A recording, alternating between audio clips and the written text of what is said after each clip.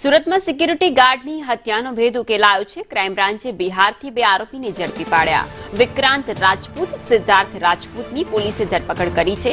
ઈચ્છાપુર વિસ્તારમાં સિક્યુરિટી ગાર્ડની હત્યા કરવામાં આવી હતી। ત્યારબાદથી જ આ બંને આરોપીઓ ફરાર હતા। રૂપિયા બાબતે માથાકૂટ થઈ હતી ત્યારે મૃતકે આરોપીને માર માર્યો હતો, જેની અદાવત રાખીને સિક્યુરિટી ગાર્ડની હત્યા કરવામાં આવી હતી। આરોપીઓ ત્યારબાદ ભાગી ગયા હતા। જો કે આરોપીઓ નેપાળ ભાગે તે પહેલા જ હવે પોલીસે તેમને ઝડપી પાડ્યા છે। એમના 2 પીએસઆઈ ભાટી, પીએસઆઈ દેસાણી અને બીજા 6 માણસોની ટીમ, 10 માણસોની ટીમ છેલ્લા 8 દિવસથી મહારાષ્ટ્ર, ઉત્તર પ્રદેશ અને છેલ્લે બિહારના સિવાન જિલ્લામાંથી પરમ દિવસે મોડી રાત્રે એક ઓપરેશન હાથ ધરી વિક્રાંત રામબાબુસિંહ રાજપૂત અને એનો નાનો ભાઈ સિદ્ધાર્થ રામબાબુસિંહ રાજપૂત નાઓની ધરપકડ કરી ત્યાંથી ટ્રાન્ઝિટ રિમાન્ડ લઈ અને અહીંયા 4 દિવસના રિમાન્ડ લઈને લાવવામાં આવ્યા છે।